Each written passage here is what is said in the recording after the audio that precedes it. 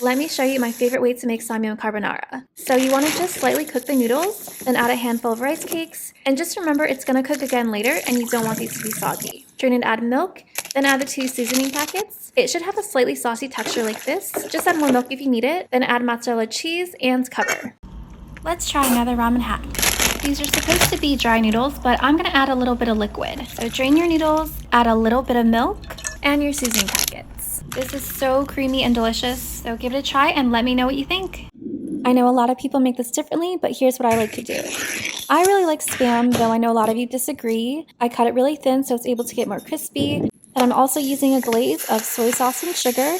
And then for the noodles, you want to cook it till it's slightly soft, then use an oil packet so we can stir fry it. Add in the rest of the seasonings and keep cooking on high heat till it firms up and the noodles have a bit of a crunch.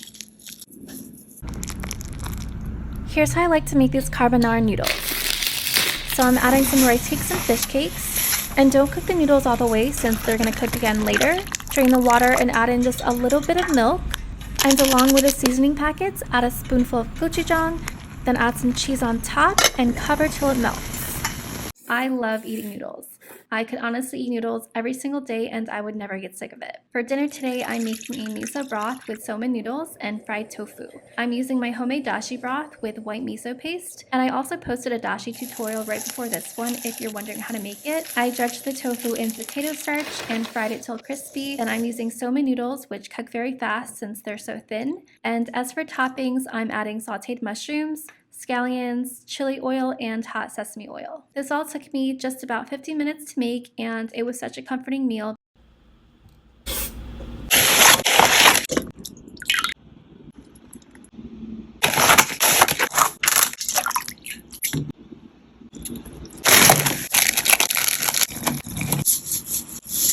All you need is 6 minutes to make these jammy soft-boiled eggs. To start, add vinegar and salt to the water. It's not essential, but will really help break the eggshells down. Gently drop the eggs into water that's at a rolling boil. I used about a medium heat here. Set a timer for 6 minutes, and then every so often you can give it a stir if you want your egg yolks to stay in the center. When it's done, you want to give it an ice bath, and this will stop the cooking process and help loosen the eggs from the shell, making it so much easier to peel later. Just let it sit for about 10 to 15 minutes. Now these eggs pair well with so many dishes, but I'm going to add it to my ramen. For my toppings, I'm adding kimchi, and then these are dried roasted seaweed. Then I'm finishing off with some sashimi togarashi, which are Japanese red pepper flakes.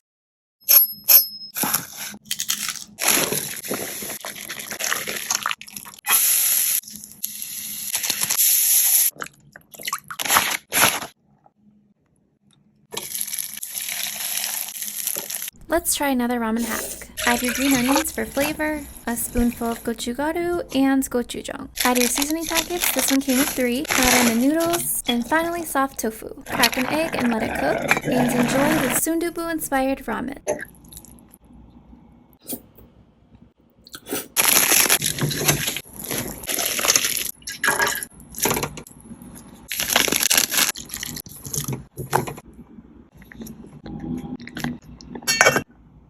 I could eat noodles every day and never get sick of it.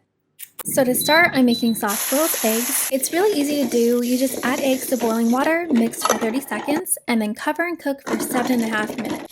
It's really important to chill it in an ice bath for at least 10 minutes if you want perfectly peeled eggs, but if you don't care, then you can just skip it. Now for the broth, I'm using kombu, which is a type of seaweed that's used to make dashi. And do you see that white powder on top? That is entirely safe to eat and has so much umami, which will give your broth amazing flavor, so definitely do not wipe it off. I'm keeping it really simple and just simmering it with water, and you want to let it simmer for at least 10 to 15 minutes, and then season with a little bit of salt. Now these are king oyster mushrooms that I'm cutting into small strips so it cooks faster, and the kombu is also edible, so I'm just going to add this in too. I'm using Japanese somen noodles, and I'm not cooking it all the way, I just want it to get soft. Rinse it well to get rid of all that starchiness, and now I'm just going to bring it all together in my clay pot. This meal was so comforting, especially during these cold months.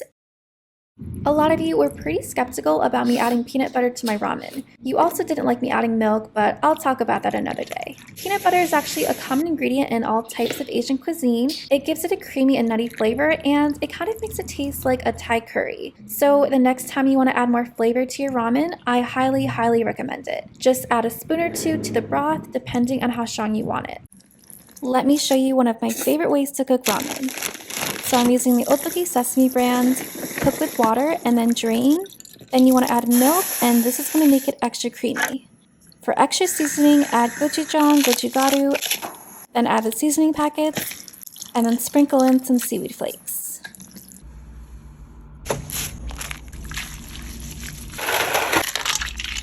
Add gochujang, soy sauce, sesame oil, grated onion, plum extract, and sugar. Sesame seeds.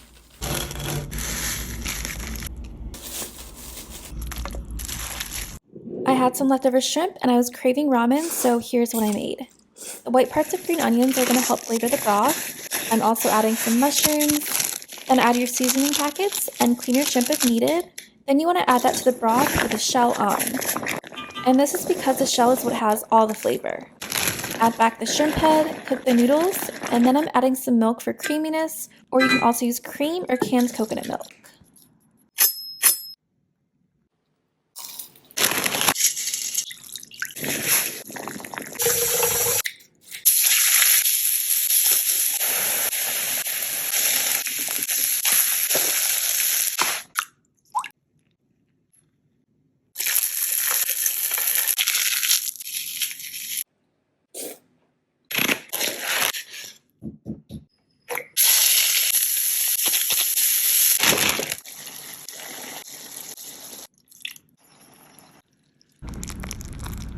Here's how I like to make these carbonara noodles. So I'm adding some rice cakes and fish cakes, and don't cook the noodles all the way since they're going to cook again later. Drain the water and add in just a little bit of milk, and along with the seasoning packets, add a spoonful of gochujang, then add some cheese on top and cover till it melts.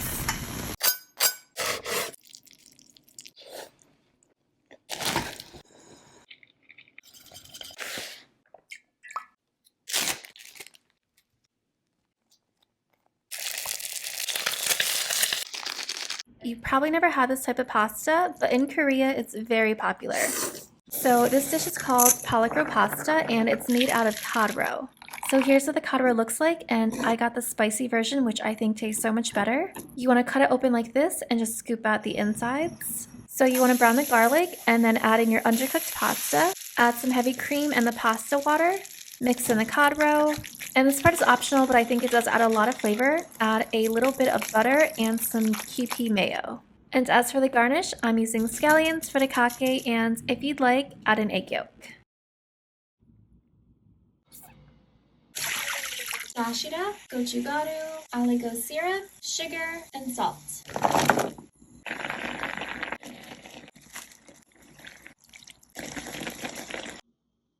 Here's a dish that you can make in just about 10 minutes.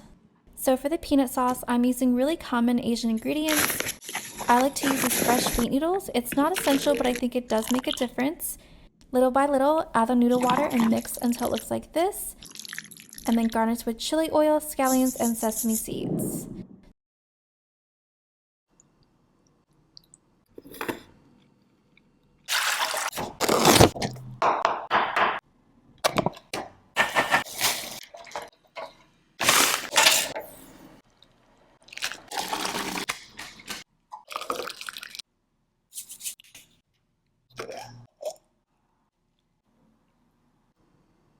Here's an idea for your next ramen bowl. Dip your rice paper into cool water, then you're going to fold it up and the sides in, then just roll it up and it should look like this. If you watch my videos, then you'll know that this is my favorite brand of ramen, but I like to drain the water and add milk and then a little bit of peanut butter. Add your rice paper and these will be so chewy, just like the real thing.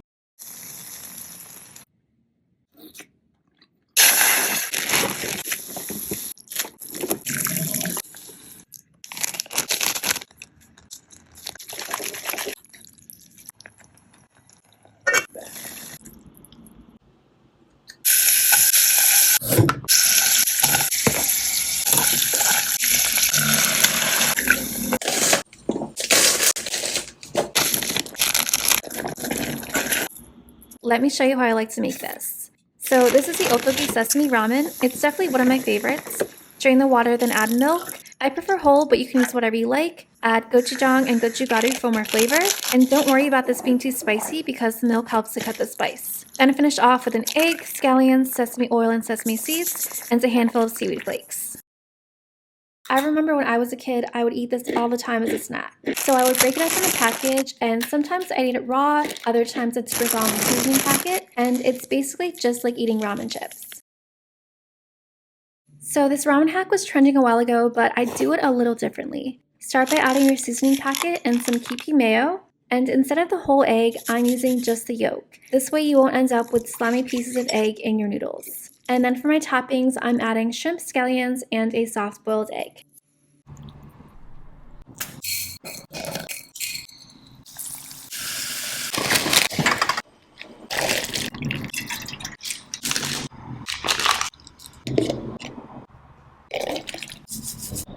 So many of you in the comments talked about these Japanese packets, so let's try it. It comes with a sauce mix and a garnish. I added some leftover pasta water to thicken it. I felt like it wasn't creamy enough, so I added some heavy cream. And the sauce does come with peligro, but I added some fresh roe for more flavor. Overall, the packet was good, but I felt like it was missing some flavor and also the creaminess that I'm used to. So I'll definitely stick to my homemade version, and I will leave the ingredients I like to use here. So I saw these samyang jajang noodles at the store and I had to try it. These are the buldak noodles, and if you didn't know, buldak means fire chicken, so yes, it is spicy. I added some chopped onions to these and then also some wagyu as well. I definitely recommend some stir-fried zucchini as well if you have it. And I would say yes, these are definitely worth it, so give it a try. Here's another ramen recipe, and this one is for samyang carbonara. So I'm using the flavor from the bacon to cook the mushrooms and broccoli, boil your noodles and rice cakes, and to make this more creamy, add a splash of milk and a slice of cheese. Then add more cheese on top and your veggies and bacon from earlier.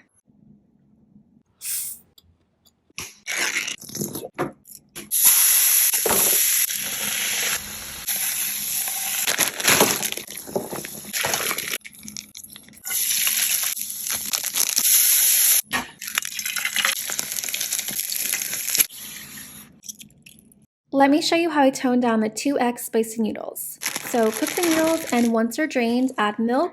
And I'm not adding the entire spice packet, so to make up for that flavor, I'm adding chicken powder. I like to add peanut butter, but you don't need to. Add a slice of cheese, and this is going to melt down and make your broth more creamy.